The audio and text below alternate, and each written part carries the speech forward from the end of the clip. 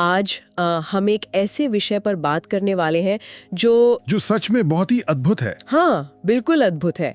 मतलब जरा सोचिए, एक ऐसा इंसान जो आज से लगभग 400 साल पहले पैदा हुआ था और जिसने अपनी पूरी जिंदगी में 61 जानलेवा लड़ाइयां लड़ी। 61 लड़ाइयां? वो भी उस दौर में? बिल्कुल उस दौर में। और यहाँ जो सबसे चौंकाने वाली बात है वो ये है कि उन 61 लड़ाइयों में जहाँ एक छोटी सी गलती का सीधा मतलब मौत होता था, वो इंसान एक भी बार नहीं हारा। जी हाँ, शून्य हार। हम बात कर रहे हैं इतिहास के सबसे महान समुराई मियामोटो मुसाशी की और उनकी उस विश्व प्रसिद्ध किताब की जिसे द बुक ऑफ 5 रिंग्स कहा जाता है। ये सच में एक ऐसा रिकॉर्ड है जो सुनने में किसी मिथक जैसा लगता है। मतलब कोई कैसे इतनी बार मौत को मात दे सकता है? एकदम सही। लेकिन आज की हमारी इस चर्चा का जो आधार है वो एक बहुत ही शानदार वीडियो एनालिसिस है जिसने इस पूरे ऐतिहासिक ग्रंथ को आज के समय के लिए डिकोड किया है। इस वीडियो ने बहुत ही खूबसूरती से समझाया है कि कैसे मुसाशी के बनाए गए 5 नियम, जो असल में उन्होंने तलवारबाजी के लिए लिखे थे, वे आज के समय के बड़े-बड़े सीईओज, इन्वेस्टर्स और आधुनिक दुनिया के लीडर्स के लिए सफलता का एक अचूक ब्लूप्रिंट बन चुके हैं। क्या बात है। ये कोई आम किताब नहीं है, ये असल में इंसानी दिमाग को हैक करने का एक पूरा का पूरा मैनुअल है। तो चलिए इसे थोड़ा विस्तार से समझते हैं, क्योंकि शुरुआत में ये सोचना ही कितना अद्भुत लगता है कि अपनी मौत से कुछ दिन पहले दुनिया के सारे शोर शराबे से कटकर एक एकांत गुफा में बैठकर लिखी गई बातें। बिल्कुल एक गुफा में। हाँ, वो बातें आज की इस मॉडर्न हाइपर कनेक्टेड दुनिया की जटिल समस्याओं का सीधा समाधान कैसे हो सकती हैं। उस क्रिएटर के एनालिसिस ने ये बिल्कुल साफ कर दिया है कि ये महज कोई खोखली मोटिवेशनल बात नहीं है। ये असल में मानसिक वर्चस्व, जिसे हम मेंटल डोमिनेंस कहते हैं, उसे हासिल करने के लिए 5 परतों वाला एक सिस्टम है। यहाँ जो सबसे दिलचस्प बात है वो ये है कि जब हम इस वीडियो में दिए गए ब्रेकडाउन को गहराई से देखते हैं तो पता चलता है कि मुसाशी की बातें आज की मॉडर्न साइकोलॉजी और हैबिट बिल्डिंग के सिद्धांतों से कितनी गहराई से जुड़ी हुई हैं। सही कहा। मुसाशी ने अपने जीवन भर के अनुभवों को 5 मानसिक परतों, या जिन्हें वो रिंग्स कहते हैं, उनमें बांटा था। और इस एनालिसिस का मुख्य तर्क यही है कि जो भी इन 5 परतों को समझ लेता है वो इस क्रूर और तेजी से बदलती दुनिया में हावी होने की क्षमता पा लेता है। तो इस सिस्टम की शुरुआत होती है पहली परत से, जिसे मुसाशी ने द ग्राउंड रिंग कहा है। द ग्राउंड रिंग यानी आधार। हाँ, आधार। अब वीडियो के अनुसार ज्यादातर लोग जिंदगी में इसलिए फेल होते हैं क्योंकि उनका ये आधार, ये ग्राउंड रिंग ही कमजोर होता है। बिल्कुल। इसका मतलब है कि सफलता के लिए सिर्फ बड़े बड़े सपने देखना या विजन बोर्ड बनाना काफी नहीं है। अगर किसी का कमरा बिखरा पड़ा है, फोन लगातार नोटिफिकेशन से बज रहा है, जो कि आजकल बहुत आम है, एकदम, और दिन की शुरुआत ही बिना किसी रूटीन के आलस से हो रही है, तो इसका सीधा सा मतलब है कि उसकी तलवार पर जंग लगा हुआ है। और इसी बात को अगर हम आज की दुनिया के चश्मे से देखें तो वीडियो में इसे एनवायरनमेंट इंजीनियरिंग और हैबिट आर्किटेक्चर का बहुत ही सटीक उदाहरण बताया गया है। Habit architecture. हाँ, क्रिएटर ने यहाँ जेम्स क्लियर की प्रसिद्ध किताब एटॉमिक हैबिट्स का एक बेहतरीन संदर्भ दिया है। जो बातें जेम्स क्लियर आज के मॉडर्न साइंस के हवाले से समझा रहे हैं, मुसाशी ने सदियों पहले उसे जीवन की एक बुनियादी शर्त बताया था। ये तो बहुत ही दिलचस्प है। और ये सिद्धांत साफ कहता है कि मोटिवेशन केवल कमजोरों के लिए होता है। एक मिनट, यहाँ मैं थोड़ा रोकना चाहूंगी। मोटिवेशन कमजोरों के लिए है? हाँ। ये तो पूरी सेल्फ हेल्प इंडस्ट्री के खिलाफ जाती है बात। अक्सर तो लोग यही कहते हैं कि यार आज काम करने का मोटिवेशन नहीं आ रहा है, चलो कोई वीडियो देख लेते हैं। क्या सच में एक योद्धा मोटिवेशन पे रिलाई नहीं करता? यही तो इस एनालिसिस की सबसे बड़ी कैच है। असली योद्धा मोटिवेशन का इंतजार कभी नहीं करते, वे सिस्टम पर भरोसा करते हैं। सिस्टम पर? बिल्कुल। मोटिवेशन एक भावना है जो मौसम की तरह बदलती है। आज अच्छी नींद आई तो मोटिवेशन हाई है, कल किसी ने कुछ कह दिया तो मोटिवेशन खत्म। हाँ, ये तो होता है। मुसाशी का सिस्टम कहता है कि अनुशासन कोई चॉइस नहीं है, ये एक जरूरत है। आपकी आदतें इतनी ऑटोमेटिक होनी चाहिए कि तलवार चलाते वक्त या आज के संदर्भ में बिजनेस में कोई बड़ा फैसला लेते वक्त सोचना ही ना पड़े। मतलब शरीर और दिमाग को खुद पता होना चाहिए कि क्या करना है। एकदम सही। मान लीजिए कोई इन्वेस्टर है या कोई सॉफ्टवेयर कोडर है जो डीप वर्क करना चाहता है। अगर उसकी डेस्क पर दुनिया भर का कचरा पड़ा है और ब्राउजर में 50 टैब खुले हैं, तो वो फोकस कैसे करेगा? वही तो, उसका दिमाग आधी ऊर्जा तो उन डिस्ट्रैक्शन से लड़ने में ही लगा देगा। ग्राउंडिंग का मतलब है अपनी नींव, अपनी जमीन को इतना साफ और मजबूत रखना कि सफलता के अलावा कोई और रास्ता ही ना बचे। अगर नींव ही मजबूत नहीं होगी तो कोई भी बड़ी से बड़ी स्ट्रैटेजी ताश के पत्तों की तरह ढह जाएगी। यहाँ से बात असल में बहुत रोचक हो जाती है, क्योंकि हमने नींव तो मजबूत कर ली, लेकिन अब हम दूसरी परत की ओर बढ़ते हैं, यानी द वाटरिंग। अब पानी की खासियत क्या होती है? उसे जिस बर्तन में डालो वो उसी का आकार ले लेता है। कप में डालो तो कप बन जाता है, बोतल में डालो तो बोतल। ब्रूस ली ने भी कुछ ऐसा ही कहा था। बिल्कुल, वो देखने में एकदम शांत और सौम्य लगता है, लेकिन उसी पानी में एक मजबूत पत्थर को भी बीच से चीरने की ताकत होती है। वीडियो के एनालिसिस के अनुसार इंसान का दिमाग बिल्कुल इसी पानी की तरह होना चाहिए। और इसी पानी वाले गुण को अगर हम आधुनिक मनोविज्ञान की भाषा में समझें तो वीडियो में इसे कॉग्निटिव फ्लेक्सिबिलिटी और बायसियन अपडेटिंग का नाम दिया गया है। अच्छा, ये बायसियन अपडेटिंग सुनने में बड़ा भारी भरकम साइंटिफिक शब्द लगता है। इसे अगर आसान भाषा में समझना हो तो इसका क्या मतलब है? ये बहुत ही आसान है। बायसियन अपडेटिंग का सीधा सा अर्थ है, जैसे ही कोई नई जानकारी या नया डेटा मिले, अपनी पुरानी धारणाओं को तुरंत बिना किसी ईगो के बदल लेना। बिना ईगो के? हाँ, अक्सर लोग एक फिक्स्ड माइंडसेट में फंस जाते हैं। वे जो एक बार सीख लेते हैं बस उसी को पत्थर की लकीर मानकर बैठ जाते हैं। अगर किसी ने सोच लिया कि एक खास तरीके का बिजनेस मॉडल ही काम करेगा तो वो उसी पर अड़ा रहेगा, चाहे उसे नुकसान ही क्यों ना हो रहा हो। लेकिन क्या बार बार अपनी राय बदलना या परिस्थितियों के हिसाब से बदल जाना दोगलापन या कमजोरी नहीं माना जाता? समाज तो हमेशा कहता है कि अपने उसूलों पर टिके रहो। यही तो सबसे बड़ा भ्रम है जिसे मुसाशी तोड़ते हैं। उसूलों पर टिके रहना और जिद्दी होने में बहुत फर्क है। अच्छा। इसी बात को समझाने के लिए क्रिएटर ने नसीम तालिब की किताब एंटी फ्रेजाइल का भी बेहतरीन उदाहरण दिया है। जिद्दी होना कोई बहादुरी नहीं बल्कि बेवकूफी है। Anti fragile. जो चीजें झटकों से टूटती नहीं बल्कि और मजबूत होती हैं, वे एंटी फ्रेजाइल होती हैं। प्रकृति का नियम देखिए, तूफान जब आता है तो जो पेड़ सबसे ज्यादा सख्त और सीधे खड़े होते हैं वे सबसे पहले जड़ से उखड़कर गिर जाते हैं। बिल्कुल। जबकि घास पानी की तरह लचीली होती है, वो तूफान में झुक जाती है और तूफान गुजरने के बाद फिर से सीना तानकर खड़ी हो जाती है। क्या कमाल की एनालॉजी है। ये लचीलापन बिजनेस और करियर में भी उतना ही जरूरी है।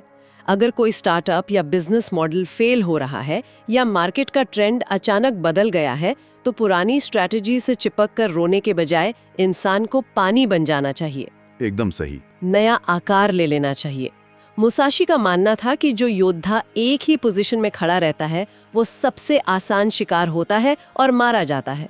अनिश्चितता के बीच भी मुस्कुराते हुए खुद को ढाल लेना ही वाटरिंग की असली ताकत है। बिल्कुल। अब देखिए, जब नींव मजबूत हो गई यानी ग्राउंड रिंग मास्टर हो गई और सोच में पानी जैसा लचीलापन आ गया यानी वाटरिंग आ गई, तो फिर क्या आता है? तो बात आते हैं एक्शन की, और यहीं से प्रवेश होता है तीसरी परत का, द फायर रिंग।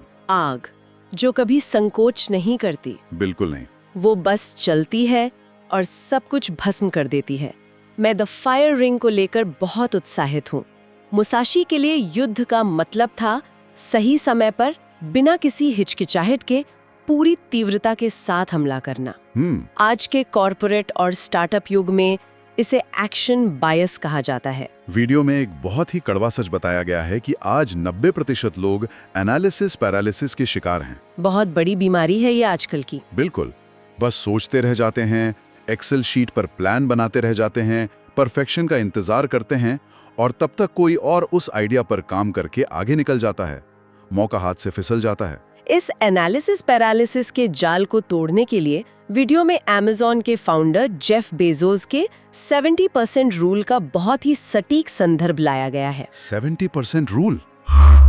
ये नियम कहता है कि अगर किसी फैसले को लेने के लिए आपके पास 70% जानकारी मिल चुकी है तो फैसला ले लेना चाहिए। सिर्फ 70% पर? बिल्कुल, एक्शन ले लेना चाहिए। अगर कोई 90% या 100% जानकारी का इंतजार करेगा तो समझ लीजिए कि बहुत देर हो चुकी होगी। लेकिन क्या ये खतरनाक नहीं है?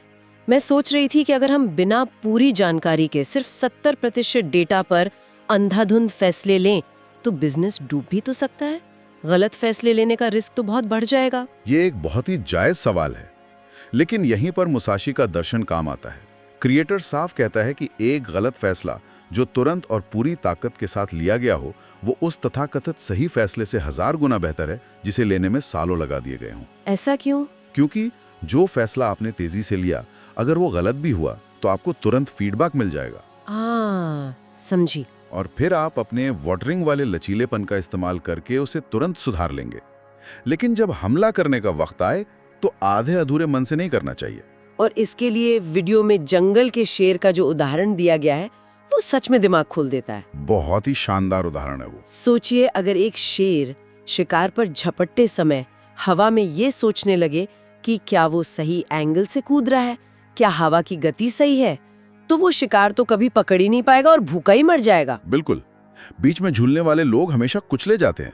संकोच की कीमत बहुत भारी होती है। ओवर थिंकिंग इंसान को सुरक्षित नहीं रखती, वो उसे अंदर से पैरालाइज कर देती है। लेकिन यहाँ एक चीज साफ करना जरूरी है। फायरिंग का मतलब सिर्फ अंधाधुंध गुस्सा या बिना सोचे समझे दीवार में सर मारना नहीं है। ये कैलकुलेटेड इंटेंसिटी है। लेंगे जैसे शब्द डिक्शनरी से मिट जाने चाहिए। एकदम सटीक बात कही आपने। अब इंटेंसिटी के बाद ये एनालिसिस हमें चौथी परत की ओर ले जाता है, जिसे द विंड रिंग कहा गया है। हवा। हाँ, हवा अदृश्य जरूर है, लेकिन वो हर जगह मौजूद है। मुसाशी का ये विंड रिंग असल में दूसरों को, बाहरी दुनिया को समझने की कला है। ये पॉइंट मुझे बहुत दिलचस्प लगा, क्योंकि अक्सर पर्सनल डेवलपमेंट की दुनिया में सिर्फ खुद पर फोकस करने की बात की जाती है। खुद को बेहतर बनाओ, खुद पर ध्यान दो। लेकिन मुसाशी कहते हैं कि केवल अपनी तलवार को मत देखो, दुश्मन की आंखों में देखो।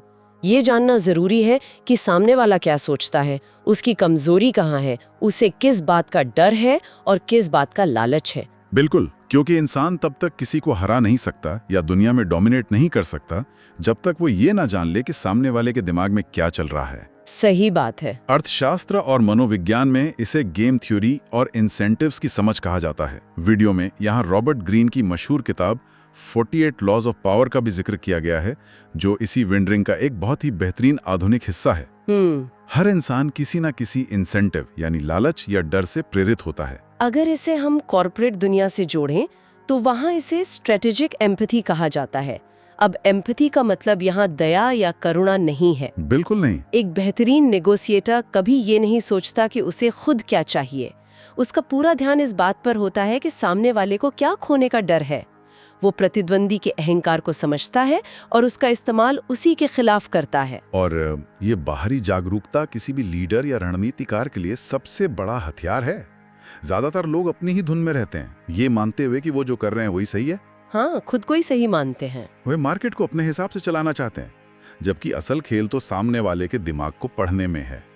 बाजार की नब्ज को पहचानना और सामने वाले के अगले 10 कदमों को पहले ही भांप लेना, यही विंड रिंग का असली मतलब है। तो इन सब का आखिर क्या अर्थ है? हमने अनुशासन की नींव यानी ग्राउंडिंग देख ली, बदलाव को स्वीकार करने वाला लचीलापन यानी वाटरिंग समझ लिया, एक्शन की तीव्रता फायर रिंग और बाहरी दुनिया की रणनीतिक जागरूकता विंड रिंग को भी डिकोड कर लिया। हाँ। लेकिन वीडियो के एनालिसिस के अनुसार मुसाशी का ये पूरा सफर एक अंतिम और सबसे रहस्यमयी सिद्धांत पर जाकर रुकता है, the void ring. The void ring, void यानी शून्य। ये मुसाशी का सबसे शक्तिशाली और सबसे जटिल सिद्धांत है। खालीपन की वो अवस्था जहां कुछ न होकर भी सब कुछ बनाया जा सकता है।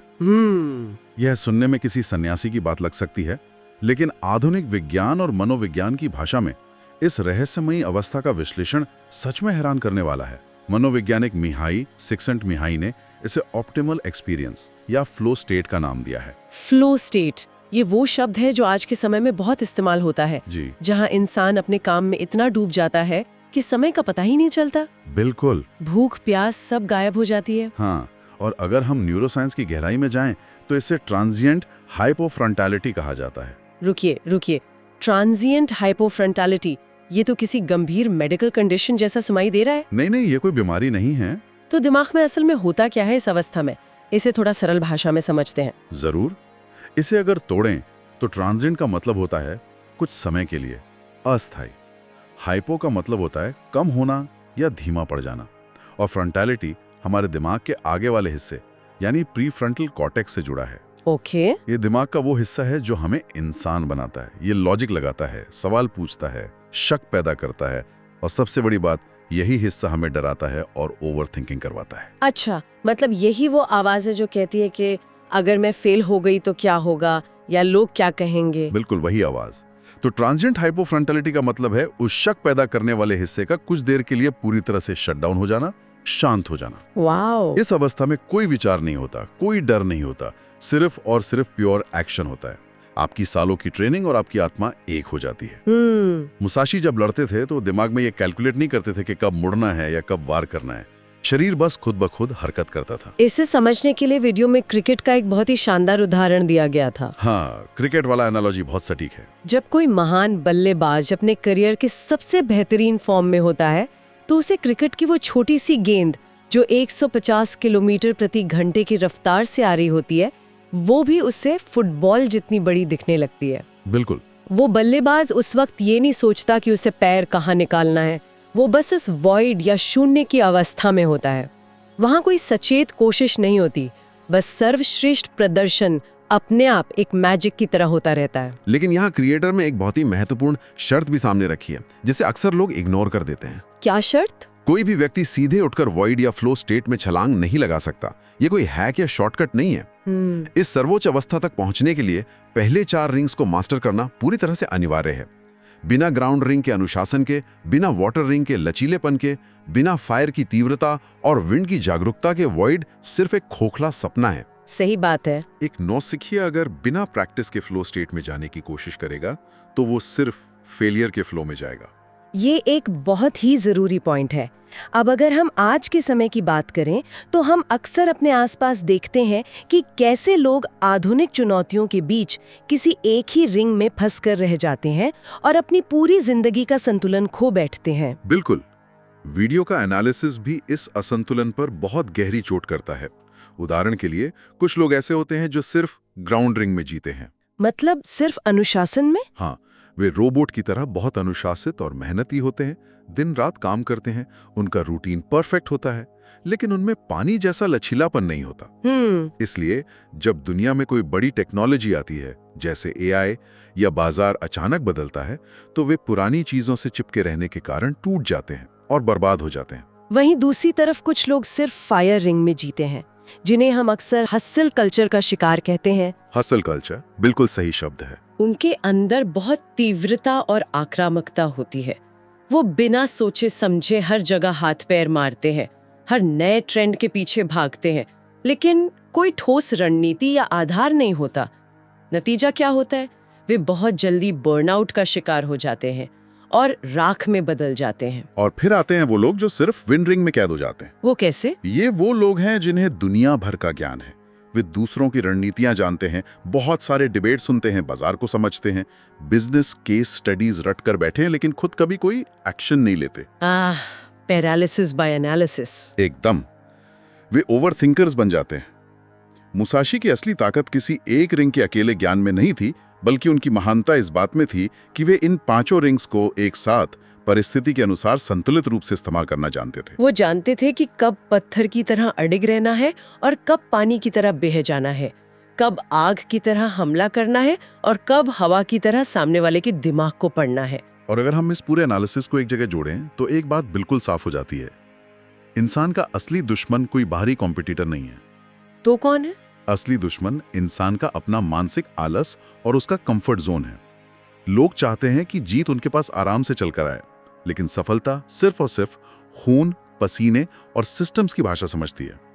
मुसाशी की एक बात जो वीडियो में बहुत जोर देकर बताई गई है, वो ये है कि मुसाशी हमेशा अपनी मौत को अपने कंधे पर बैठा हुआ महसूस करते थे।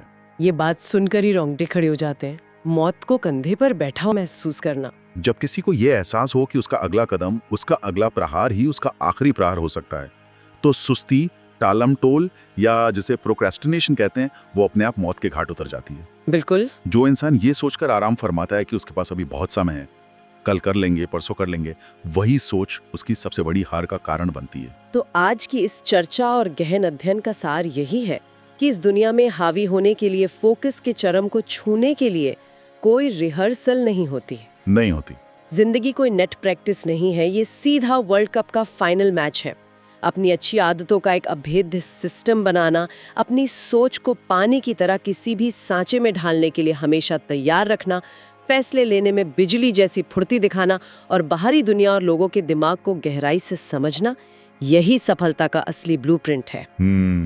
जिस दिन ये पांचों मानसिक परतें एक साथ सिंक हो जाती हैं, उस दिन एक आम इंसान भी एक अजय शक्ति बन जाता है। बिल्कुल सही कहा। मुसाशी के ये सिद्धांत 400 साल बाद भी इसलिए जिंदा है और कारगर है क्योंकि इंसानी दिमाग की मूल फितरत और सच्चाई कभी पुरानी नहीं होती।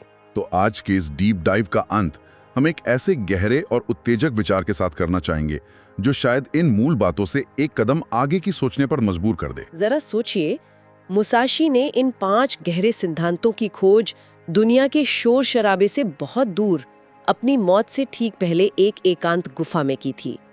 आज की इस अति जुड़ी हुई हाइपर कनेक्टेड दुनिया में जहां 24 घंटे सिर्फ शोर है, हजारों नोटिफिकेशंस हैं और एकांत लगभग दुर्लभ हो चुका है, क्या ये संभव है कि द वॉइड या शून्य की वह सर्वोच्च अवस्था तब तक प्राप्त ही न की जा सके जब तक कि इंसान जानबूझकर अपने लिए ऐसी ही एक आधुनिक गुफा या डिजिटल एकांत का निर्माण न करे? ये एक बहुत ही गहरा सवाल है। क्या आज के दौर का सबसे बड़ा संघर्ष बाहरी दुनिया से लड़ने में नहीं, बल्कि खुद के लिए वो शांत कोना खोजने में छिपा है?